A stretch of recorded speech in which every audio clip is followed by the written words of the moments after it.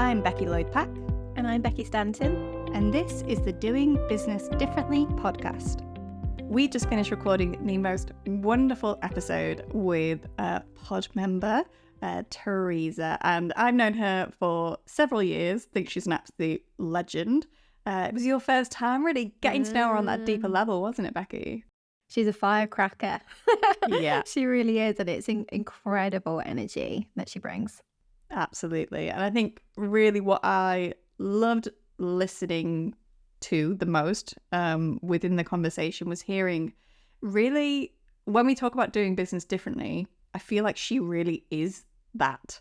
She really is choosing her own path about how she wants to navigate it and what it means to her and the pressure she puts on it and what she doesn't expect from it. I think it's really refreshing. And also the fact that she spent the last year living in hotels. That has been her life decision. And she calls herself a chic nomad, which is just an incredible story to hear. And I always love hearing those fresh perspectives. Mm-hmm. I think there's many things that she says that not many people say. And I think they have incredible meaning for everyone to hear that other perspective, especially if you are a passion-led business owner. And even for me, I feel like that she said certain things that it is changing my perspective going into the new year. So yeah, incredible episode. Well worth a listen, and we'll make sure all her details are linked below. So please do go check her out if you enjoy it. And yeah, enjoy the episode.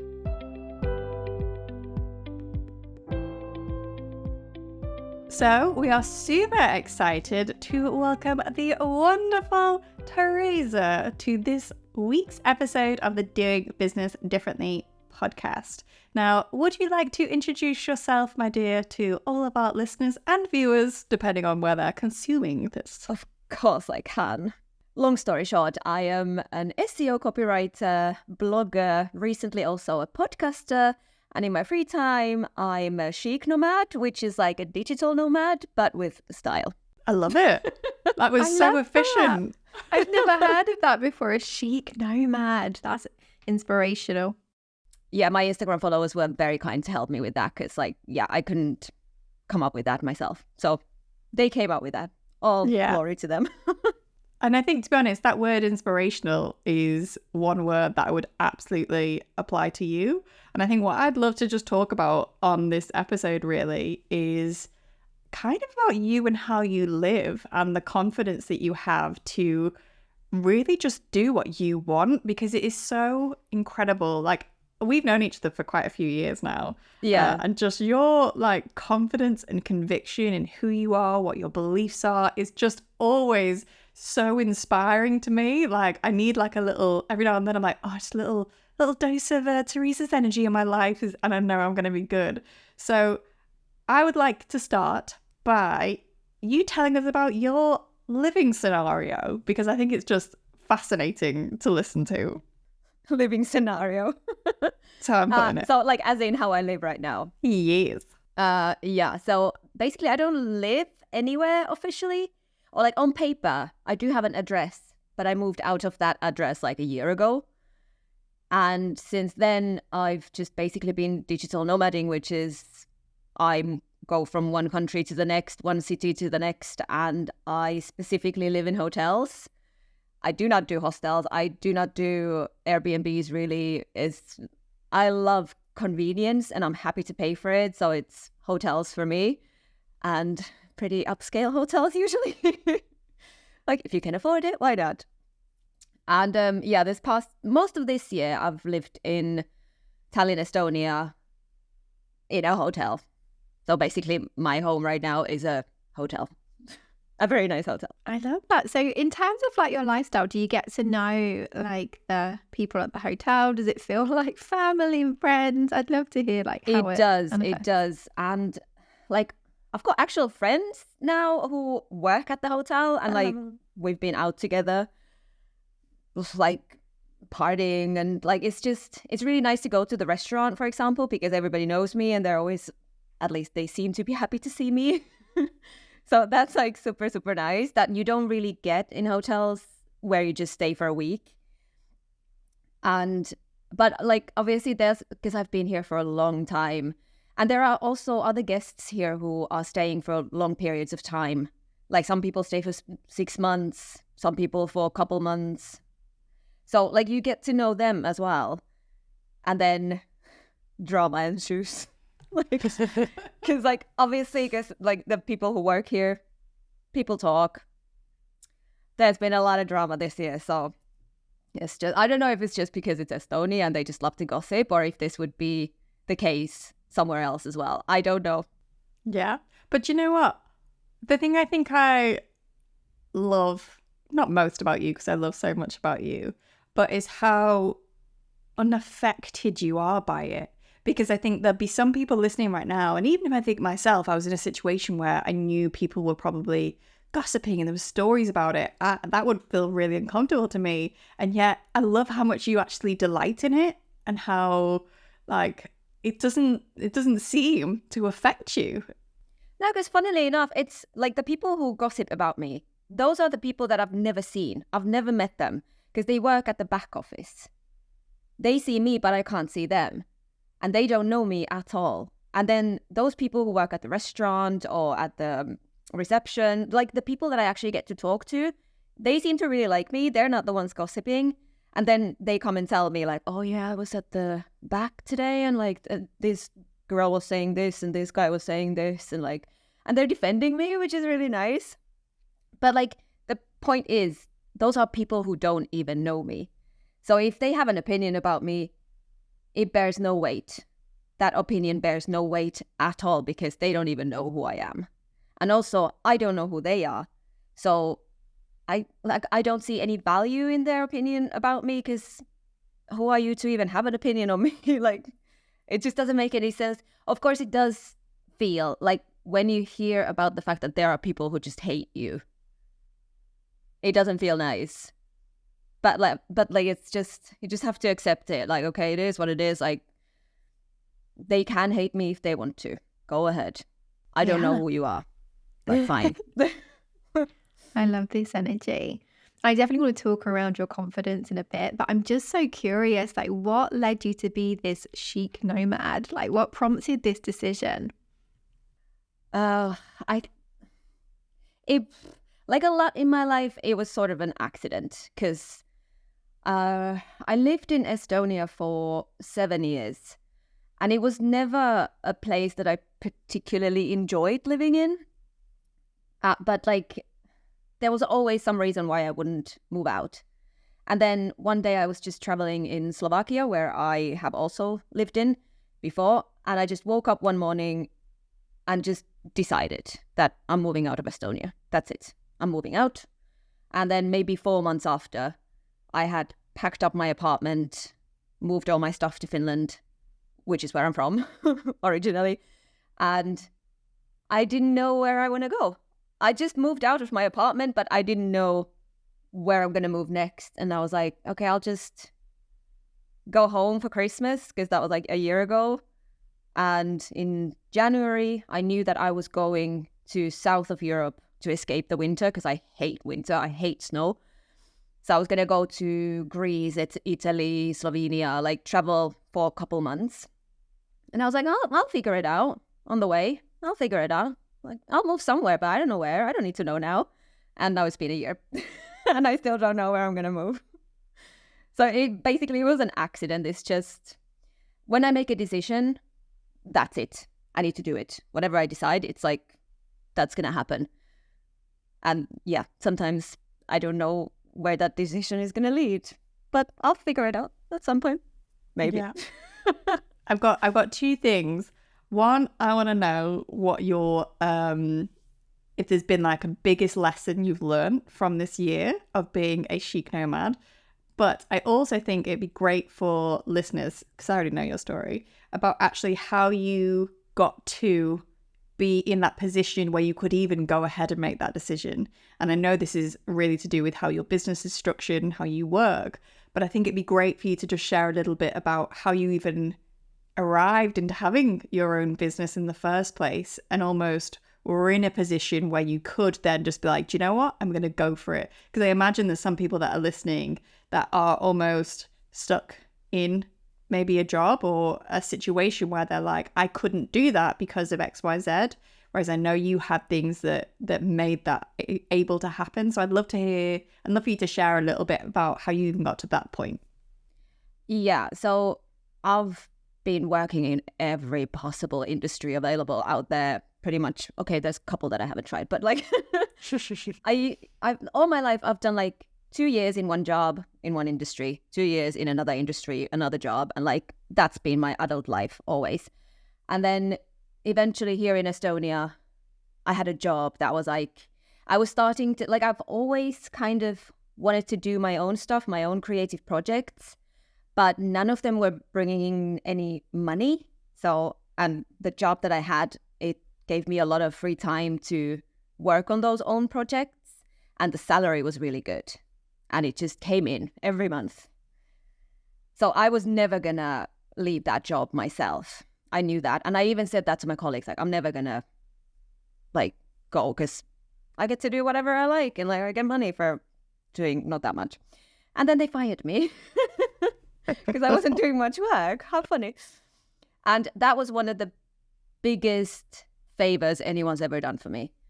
Because it was kind of, I think I had been able to work on my own projects for long enough that I just developed this sort of mindset that, fuck it, I hate working for other people. I have always hated working for other people. I have serious authority problems. So I was like, I'm not going to apply for another job.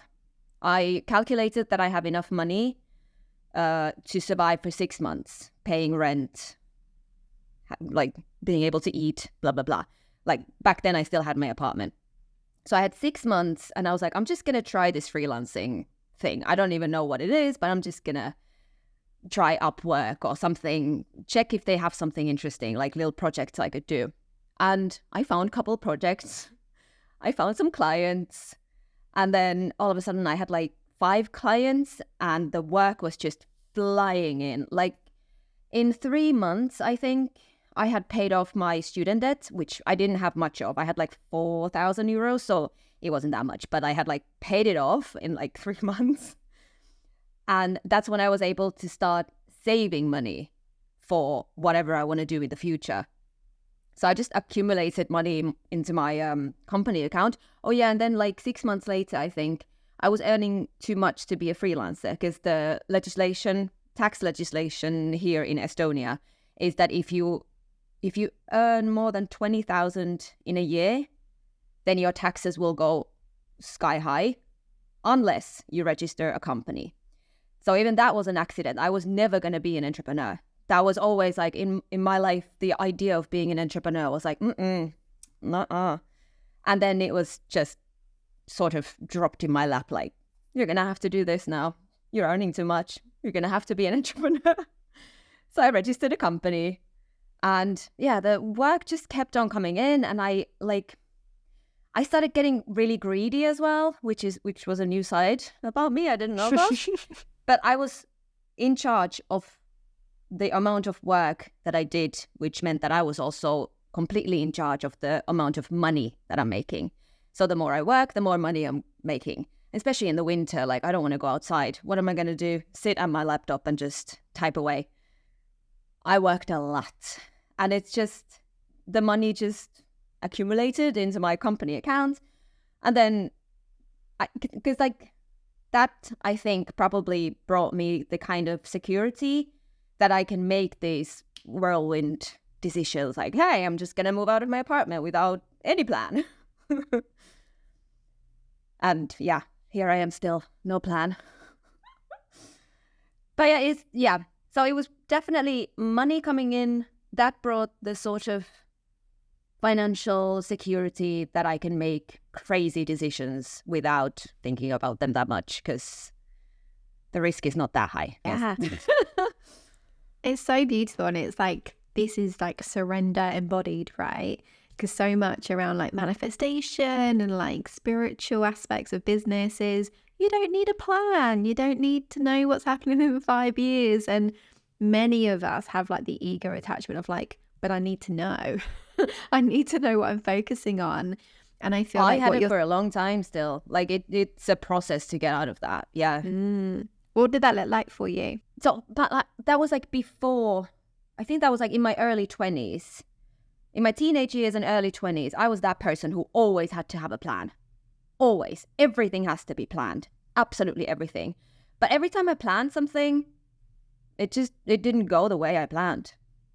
It would, like, I would get what I want, but I didn't get it that way that I wanted it.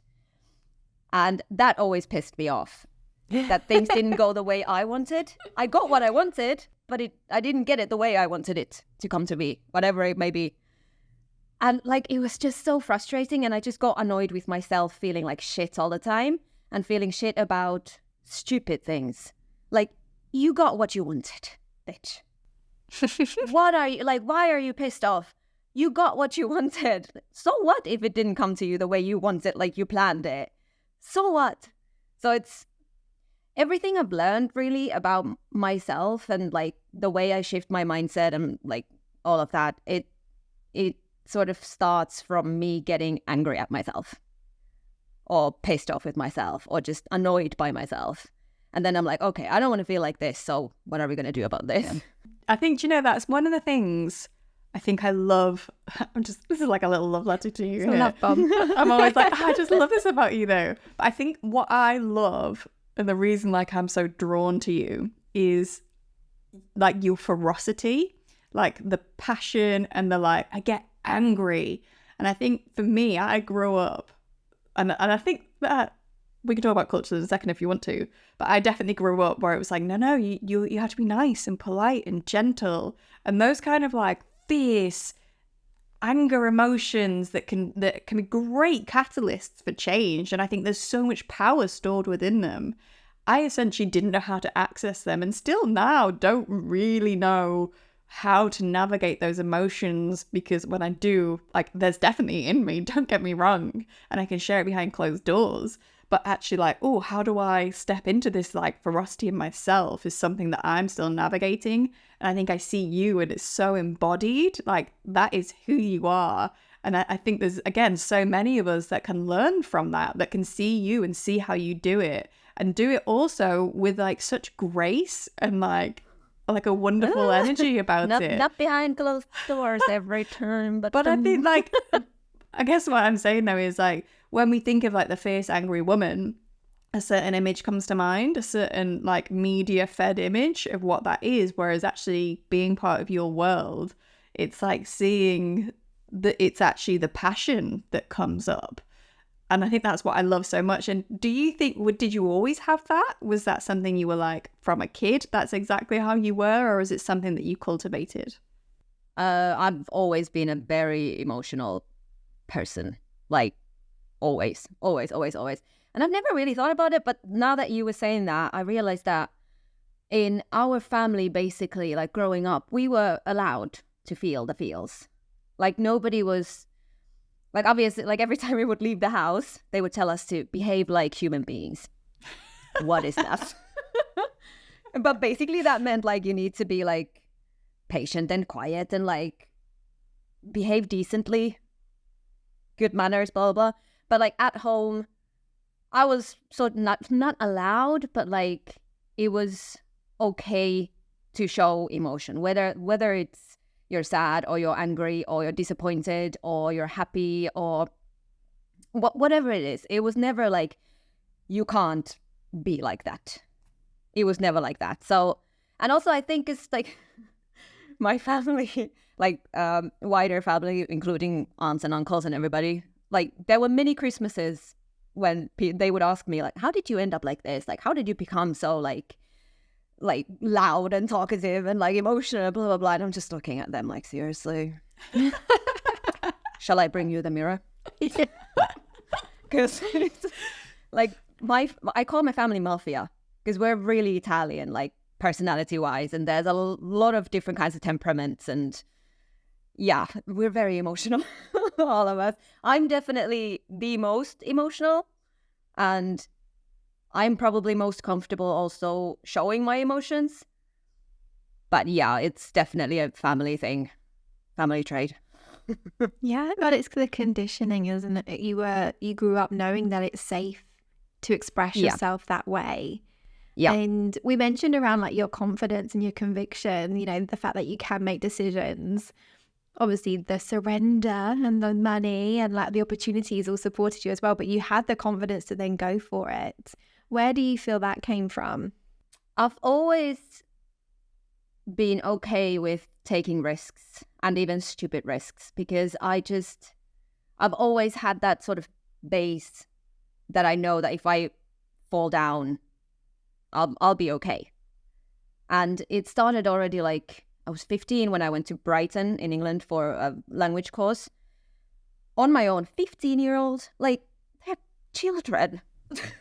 And my mom allowed me to like just go alone to a country she's never been to. Like, what the hell? And like I didn't find it scary or anything because I knew that if I don't like it, then I can just fly home. Moving to Scotland was like some people in our family were like, oh, she'll be back in 2 weeks, which was a big mistake because that was like for me, like, I'll show you. I'm still out here. Like over, 15 years after that, I'm still out here. And like, even then, it was just like wherever I've gone to or whatever crazy, risky decisions I've taken, I know that if it goes to shit, I'll be okay. Yeah. And that's probably like the family base. Like that's the baseline of the security net, sort of. Like whatever happens, I can just go home. Yeah. And I find there is this beautiful connection with being able to surrender, right? Not needing a plan, handing over control of like where you're being guided and having that security. And it always reminds me that I've got a little bit of I probably haven't got the full Teresa confidence and conviction. That's not my foundation, my history, but I've got a lot of it. And I remember I went on a solo trip to Italy for 3 weeks and I had no plan. I just had a flight in and out of Rome and I was just going to see where my intuition took me. And I remember arriving in Florence and I had nowhere to stay. And everyone thought I was crazy. They're like, how have you not booked anywhere? I was like, well, I know I'll be safe. Worst case scenario, I'll go to a hotel. There's going to be a room, right? I'm so safe. And that allowed me to follow intuition and surrender. So there's definitely that connection, isn't it? This base confidence that you are 100%. safe. No matter what happens, you are safe. Yeah, that's exactly it. Like somebody who doesn't, for example, come from a safe and secure family, I don't think they would ever even consider taking the risks in life that I have taken because they have so much more to worry about in their lives probably. But yeah. I was going to say, I think one thing I would add to it though is absolutely that foundational thing of family safety, 100%, really important, really, really supportive. But I would also argue you have shown yourself consistently that not only are you safe with your family, you're safe with yourself. You know how to make money. You are resilient. You can put yourself in these situations. You have accumulated over time the evidence that not only are you safe because your family's there, but you're safe because of who you are and the skills you have. And that's where I almost think there probably are people that have not got that family safety net that can also have that same level of confidence in themselves. Like they can be the ones that are like, I know I've got me. I know that actually if I went to shit, I will be able to work this out. I trust my own like resilience in this sense, because that's one of the things I imagine if somebody was to sit like from a place of I've never shown myself really that I can trust in myself, then the idea of like God going to like even a solo trip in Italy feels really big and scary.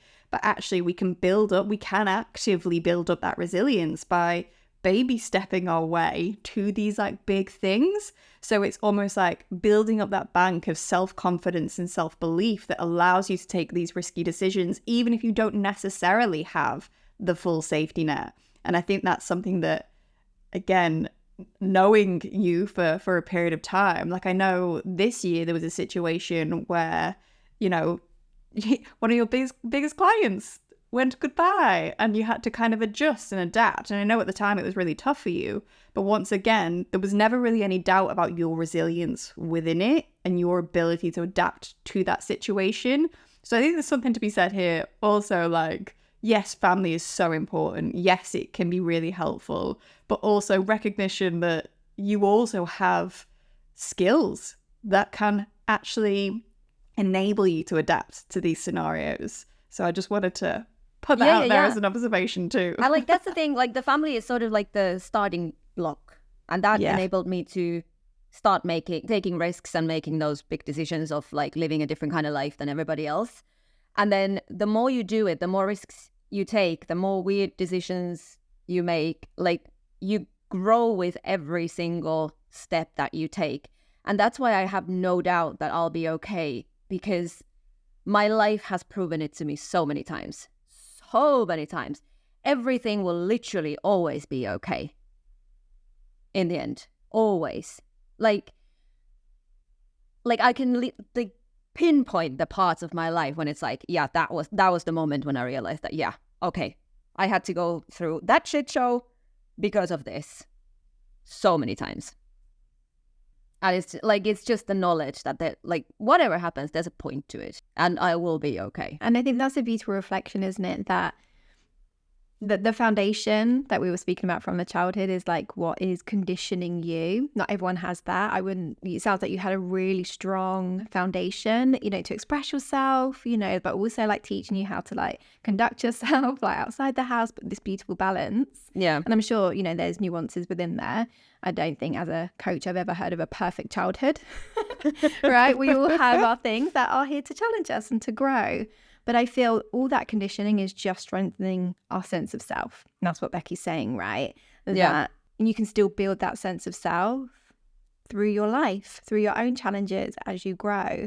And I'm really curious, like from here where you're at, like, and I'm about to say what's your plan, but we know you don't have a plan. Like, where do you see yourself? Like, what direction are you heading? Like, what are you really excited about? I'm really excited about going to Italy in January. Oh, I can't wait. I cannot wait. Actually, no, I'm excited about New Year's because I bought a dress that is like so out there that I can't wear it anywhere. So I have to organize a New Year's party so I can wear the dress. So I'm really excited about that because it's going to be a good party and I get to wear my dress. Can I just say that just summarizes Teresa, right? I've got something to wear, so I've got to create the situation in order for that dress to come out. That's beautiful. And like this is like, yeah, this is not the first time that this has happened. Like, I buy stuff and I'm like, where am I wearing this? I don't know. I'll figure something out, and then I do. Yeah. So, yeah. And I also love that your response to the question was actually, again, not looking too far ahead. What I'm most excited about is me just expressing myself in my clothes, having fun. That's beautiful. Yeah, like I do have, sort of. I mean, you don't have to have a plan, but I do have like short-term plans. So I know where I'm going to be until May. So I'm going to be in Italy. And then from May onwards, I mean, I'll probably be in Finland anyway for summer because summers are great in Finland. Just so you know. So, yeah, in a way, my next year is planned till autumn, but nothing is set in stone, and whatever comes by is like, I'm just going through.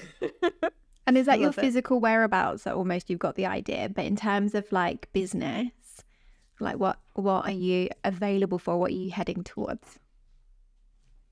Yeah, so like my business is basically just like a money-making machine for me. Like, it's not really, I'm not marketing what I do. I'm not selling what I do at all.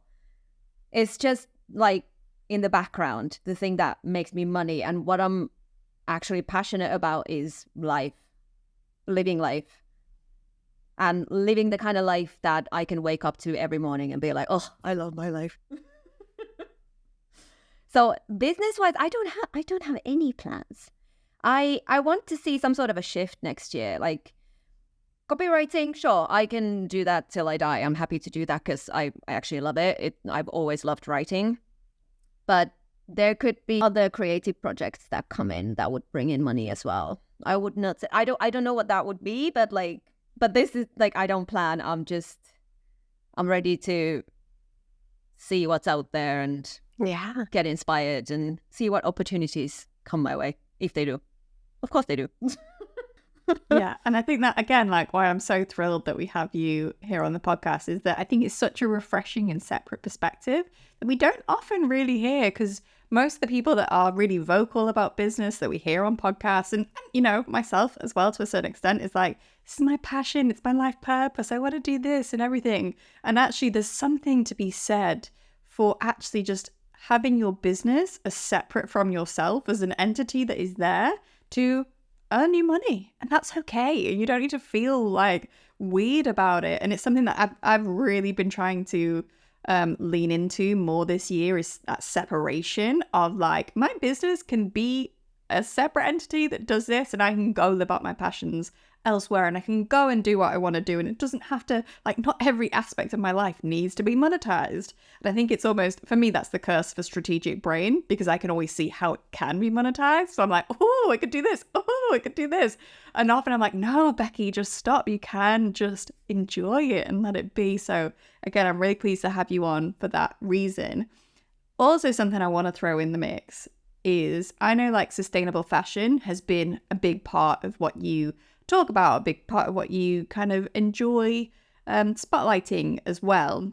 And for me, this points to like some of your self-confidence, and this is just me making assumptions or whatever, but I imagine it can be helped by the fact that you are somebody that lives in so alignment with your values. Like you very much know who you are, you know what you stand for, you act and show up in a way that reaffirms that, and that puts, you know, you put your passions like literally front and center of how you live your life, and you put your values front and center.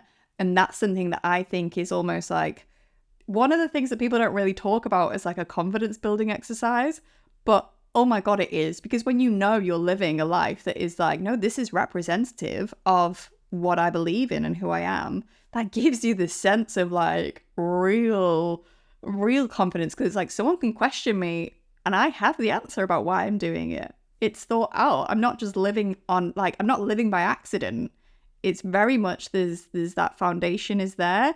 So again, I think it's something that is so wonderful to witness from you, and that we can all learn from you, is about passionately really just embracing your values. Yeah, that came a long bloody time ago. I made a promise to myself already when I was like a really young child.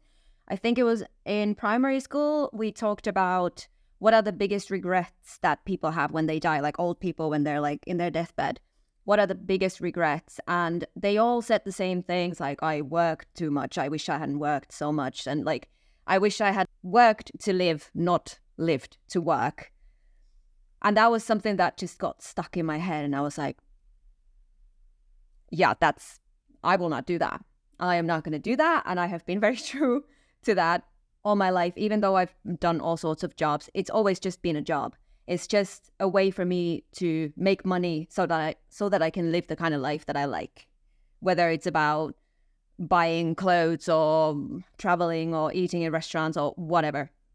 As long as I have the money, I'm happy, because I get to live the way I want to live. The work is just, it's just an enabler, I guess. Mm-hmm. Another promise I made to myself was my it was my first diary entry ever. So I was like 4 years old, and I wrote into my diary with the letters size of a cat that I do not want to live the kind of life that my parents live, which is waking up in the morning, going to work, coming home, watching TV, going to sleep.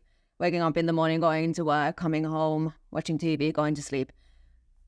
Like already at 4 years old, I was like, I don't want that. And I have kept that promise to myself, definitely, all my life. Because here we are, very unconventional life, extremely. I think what's so beautiful is that what a blessing to be so young and to have those incredible messages, but also it can be frustrating though as well, because like when you're like a teenager and you're like, I am sort of living that way now. Yeah, I'm destined for more. Yeah. I need to travel. But I feel like that can happen like now for people. And I feel even for me as well, there's definitely something about authenticity. And my business started because I had around my 30th birthday, it was like I'd fallen into that pattern, right? Work really hard, come home and just be a vegetable, like spread out on the sofa of like, I don't know what to do, right? I'm just so exhausted from work that one day it was like, something's got to change. So when I got to my 30s, it was really analyzing everything. It was almost that same situation that you had when you were 4 of these messages of like, what do I really want? And it was around authenticity, right? Who am I? I'd forgotten or lost track of who I really are. And what you're emanating to us is that you are firm in who you are and what you stand for and what you're into and what life you're available for. And I feel many of us are leaning and deepening into that. And quite interesting around the business, I think that really spoke to me around, you know, that it's you work to live. So even there, I'm like, you live to work. You work to No, live. I definitely don't. You work to live, because I feel what I did with my freak out and my big pivot was, what am I into? Let's create a business around all of my passions. So for me, what I've been leaning into, especially this year, is what's life outside of my passion? Because my business became everything that I'm into and who I am. And it was so attached that now it's this kind of separation, this kind of, okay, well, who is Becky outside? Before it was like, who is Becky? What does she want? Okay, I'm on my way for that. And now, who's Becky when she doesn't work? Right? Yeah, And I think that's like a lot of people are like sort of struggling with that, because it seems like a lot of people put like work comes first. Work is like, because I guess it's also because that's what brings in the money, and especially in this economy and everything, everybody's panicking about like, oh, where do I get money? So like work becomes like the most important thing. But like in the long run, and especially if you work for other people, you don't work for yourself necessarily. If that becomes your number one priority in life, you're going to be so fucking miserable. And I see so many people out there who are so miserable because they put work ahead of everything else.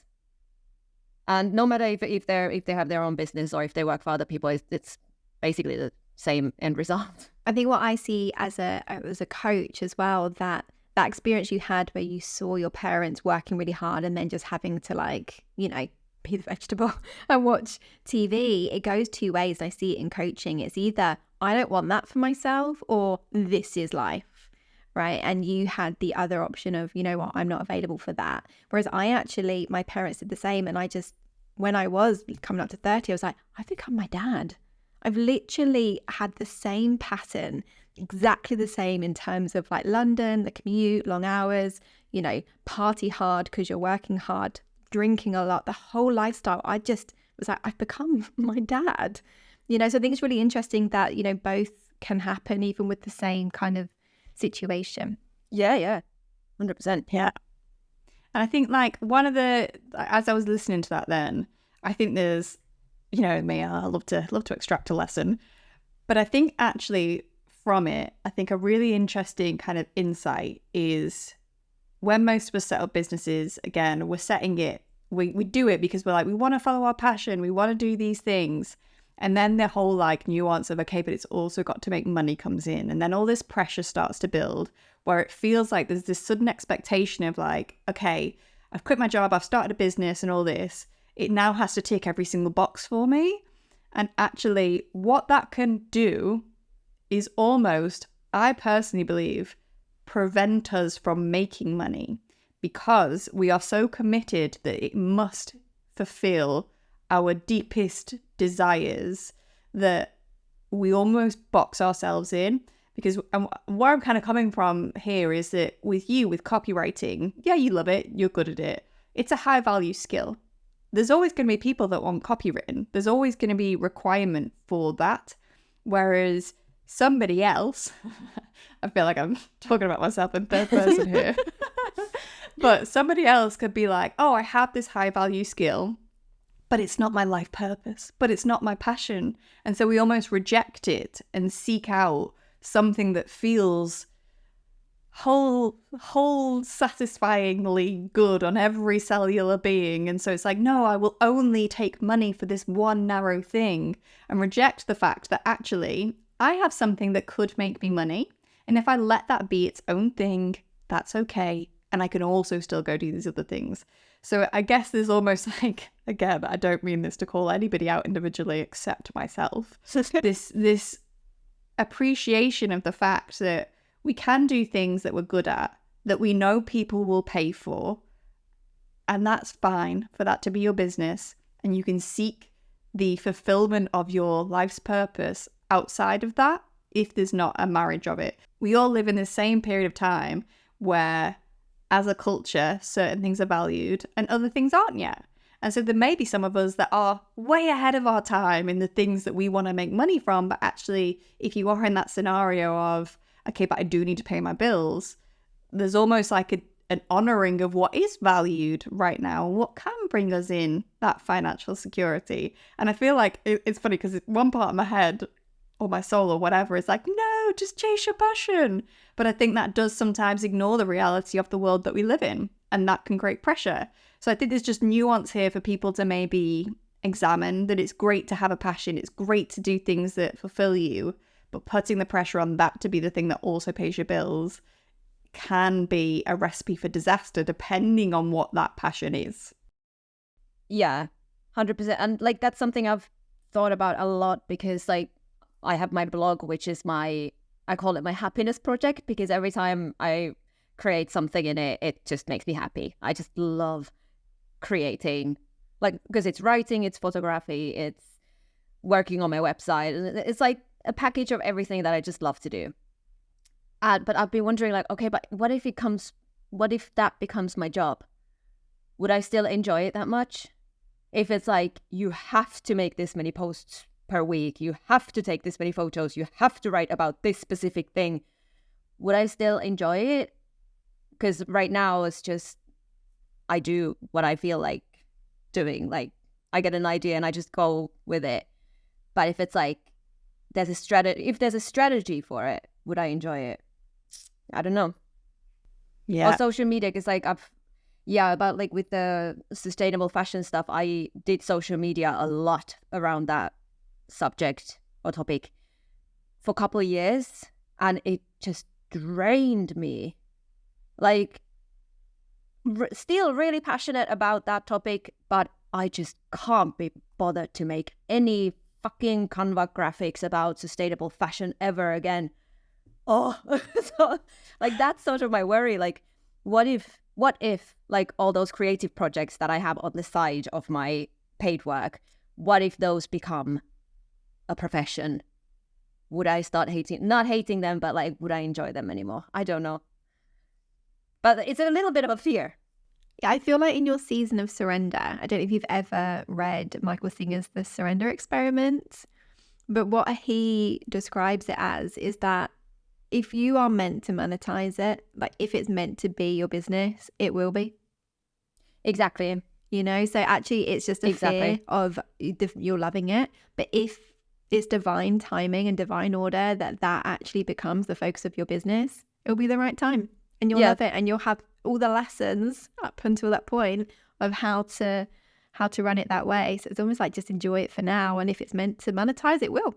Exactly. And like this year's August, when my sort of business structure, so to say, changed a lot, I didn't like, because I was like, the whole time I was like, there's a point to this. There is a point to this. Like, this isn't happening just because, like, it's not a coincidence. Like, there's a point to this, and I will figure it out one day. It might be next year, it might be in 5 years, but there is some sort of a point to this. And since then, the idea has just started forming in my head that maybe there is going to be a shift towards those creative projects. Because I'm saying this myself, but I'm going to say it. My blog is fucking amazing. And the podcast is bloody brilliant. Which was, by the way, Becky's idea. Thank you very much. And I can take decent photographs. And like, the only thing I don't understand is, why hasn't any of that gone viral? Because it's such good bloody quality. All of it. but probably because it's not the time yet. That's ego, right? That's ego. Yeah, ego is something I've been working with this year a lot. Yeah, we all have it, right? But the whole viral thing, it's because, you know, there probably is a bit of passion to be shared, but it's also like, why hasn't everyone seen it yet? It's almost this like rushing. So yeah, it's just surrendering, and that it will be. Maybe it will be, maybe it won't. We'll see.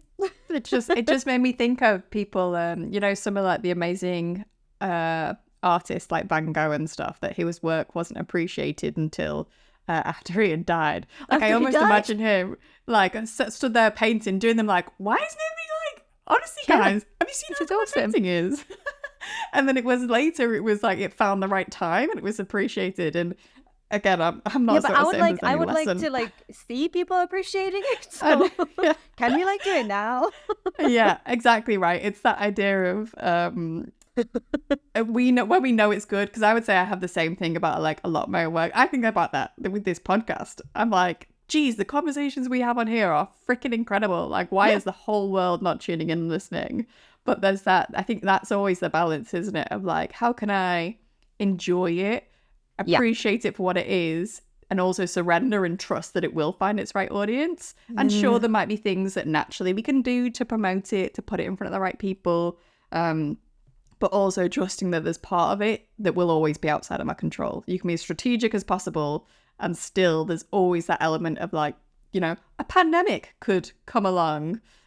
All sorts can happen in the world that derail our best laid plans. So I think that like, and also like trying to force it yourself when this is not the time yet, but you don't know that, obviously. So you're just like trying to push it out there by force. That's not going to help.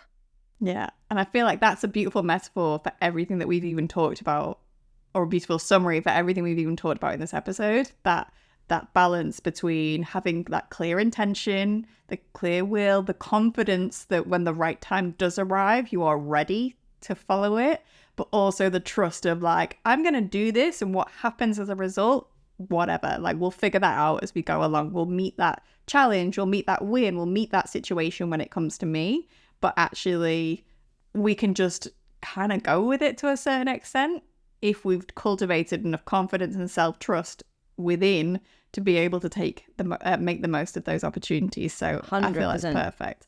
Yeah. And earlier I said, I've got a question for you, and then we completely skipped past it. So I'm going to ask it now because I've not forgotten. What do you think your biggest lesson, Teresa, from living in hotels for a year, like living this sort of lifestyle, do you feel like there's one thing that you've learned, or one kind of insight, or anything that you'd be like, do you know what? It has taught me this. Is there anything that comes to mind? Yeah, but one of the biggest ones was probably in the springtime when I was in Copenhagen. And so I had been traveling solo for like 6-ish months. I'd been home at some point in the middle of it, but like basically being just solo traveling for 6-ish months. And like the longer I was traveling on my own, like I never feel lonely, thankfully, because I have friends, I have family, even if they're not right here, I still have them. So I don't feel lonely, but I just felt like I'm starting to hate solo traveling. Like you just have those bad days. And then I moved to the hotel, and I've just realized like I really need to have people around. I really enjoy, like I love the fact that I have my own bedroom where I can just lock myself when I want to be on my own, because I am a Finn and I do have those days when I don't want to talk to anyone. I don't want to see anyone. I just want to TikTok for the whole day. But then most of the time, I want to have people around all the time. And I don't even need to talk to them. I can sit in my own table and there's just strangers around, but I just love the fact that they're there. Like, that's something that I have learned. And that's actually something that scares me a little bit, because I am in Florence, where I'm going to be for 3 months in the spring. I am going to live in an apartment on my own. And that's a little bit like, ooh, we'll see how that's going to be. Like, how quickly do I move to a hotel from there?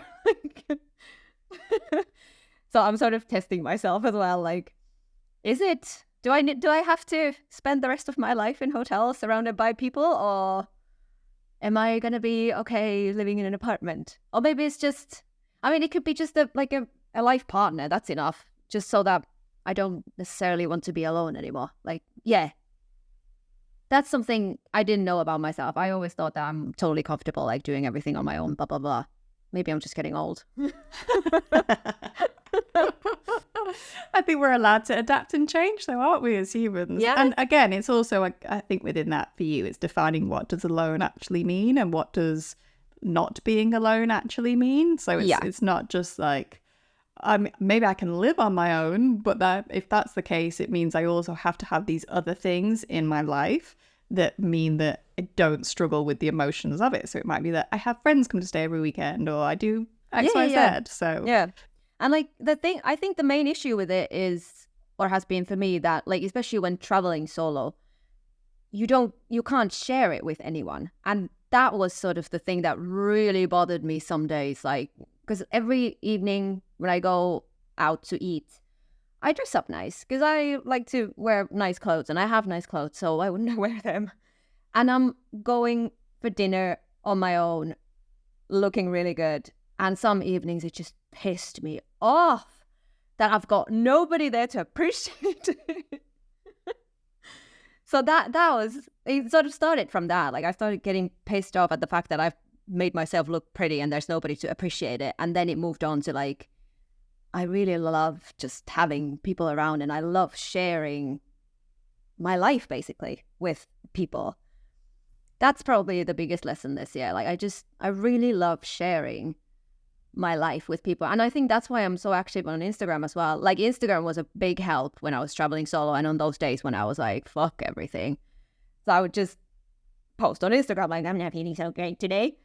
And like, my DMs were just full. And like, that's why I never felt lonely, because there's just conversations going on all the time. Loved it. Power of community, right? Actually reminding you that you're not alone. Like, Yeah. the physical thing, but actually emotionally you have a lot of people that care about you. Yeah. And that's obviously why we love having you inside the pod as well, because you return that to our community and we all get to be inspired by you on a regular basis. So thank you so much for coming on the podcast, Teresa. It's been Thank you for having me. Joy to chat to you and hear all about your magnificent life. And I highly recommend that people go follow you, get in your energy.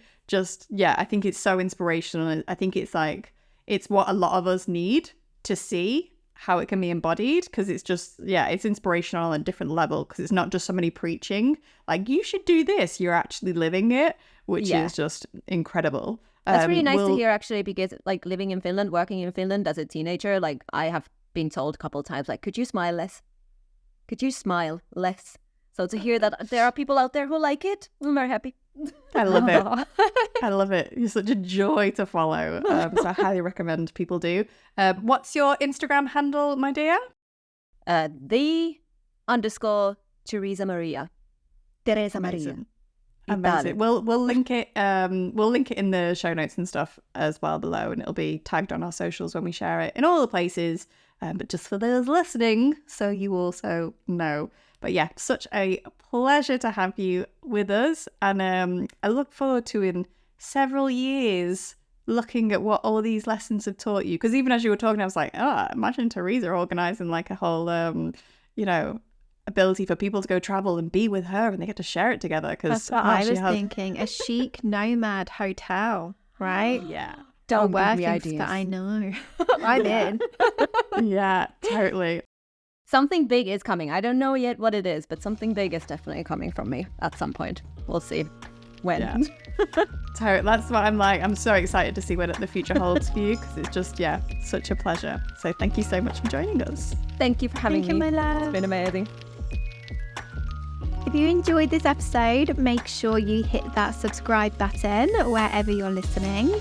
And if you're listening to this over on our Substack, we'd love for you to join the conversation and let us know your thoughts too.